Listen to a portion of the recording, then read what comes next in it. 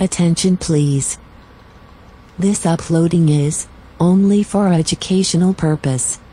No intention to infringe copyrights. Learning English with subtitles. GPITRAL. Follow us.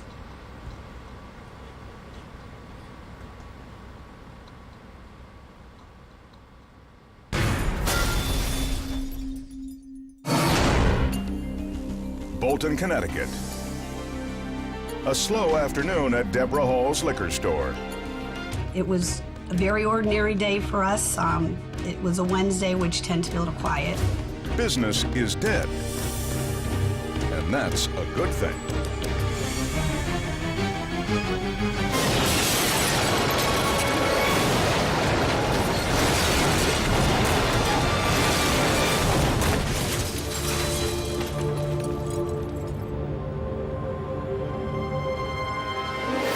A customer pulls into a parking spot and just keeps going.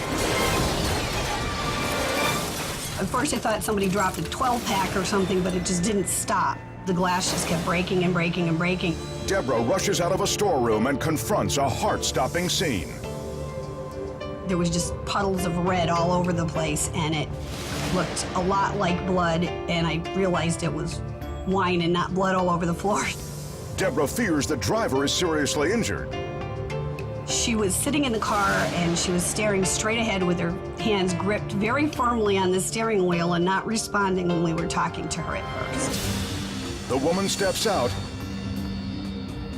yet she has no idea what went wrong. We believe at this point the cause of the crash was some kind of failure on the vehicle's part. Whatever the cause, the crash could have taken a much heavier toll. Even if no one had been hit, the flying glass would have definitely injured someone somehow.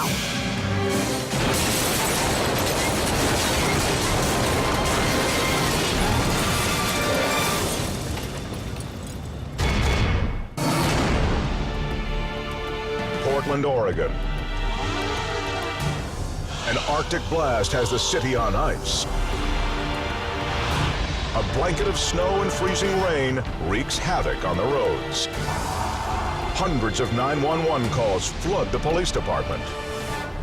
We put out several warnings advising people to stay home, wait till this calms down.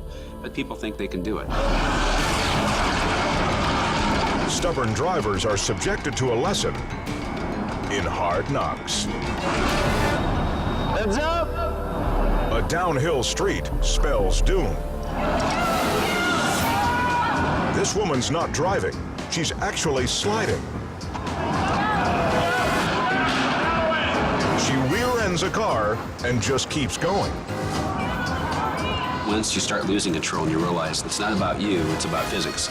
And unfortunately, we had a situation where we had a lot of people who probably wish they would have stayed home.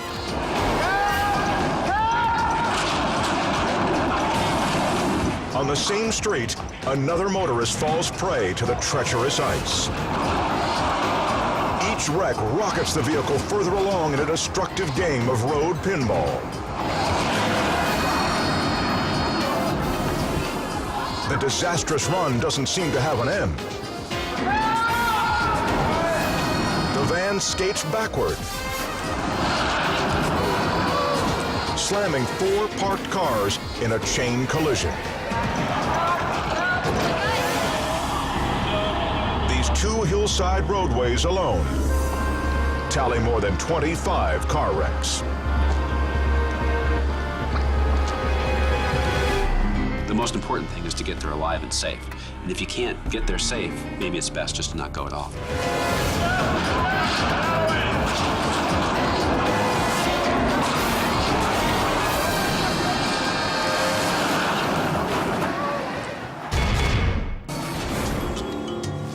Gardena, California.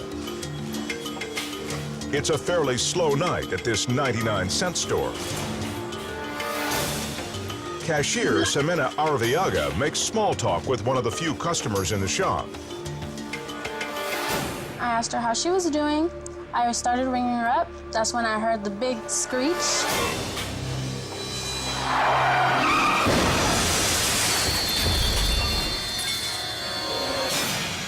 There's an explosion of glass and metal. And then, confusion. When I turned around, there was a big car right in the middle of my register. At first glance, it appears that everyone in the store cleared the wreck. But a closer look shows a mother in turmoil. I looked around, I couldn't find my son. And I'm yelling and, you know, screaming like a mother would do, "Where's my son? Where's my son?" Just before the crash, Shamika Jones's 9-year-old son Elijah walks outside to get a ball from the vending machine. It puts him right in the path of destruction.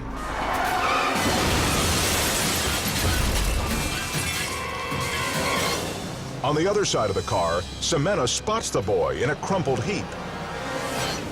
He looked like a little rag doll when I saw him. A lot of cuts on his head and his mouth was bleeding a lot. So I jumped over the counter, went towards him. I didn't see him move. And the first thing came to my mind is, oh my God, she killed my son. Even worse, both the driver and passenger of the car flee the scene. I was shocked. I was like, how can somebody have the heart to just do what they just did and just leave? Paramedics rush Elijah to the hospital. Despite suffering serious cuts to his head and face, he survives. I had to get a shot, like, through. I had to get one in my head, right here, and right here. I am very blessed to still have my child and to even have my own life. The next day, investigator Carl Freeman is brought onto the case. I was particularly troubled by the fact that these two adults hit this child and knew they hit this child and left him there. If he'd been maybe 6 inches more towards the center of the door, this could have been a much more tragic event. Much more tragic. Though the suspects are still at large, Freeman is confident they will be brought to justice.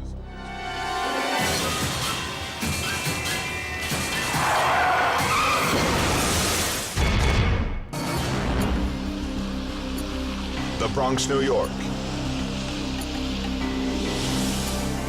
A typical evening at Merv Morgan's Laundry.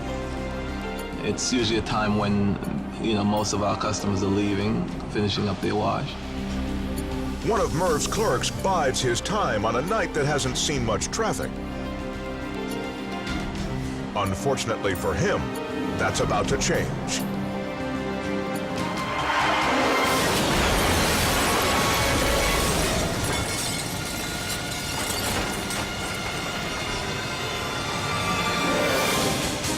From out of nowhere, a car blasts through the windows, obliterating everything in its path, except the world's luckiest cashier.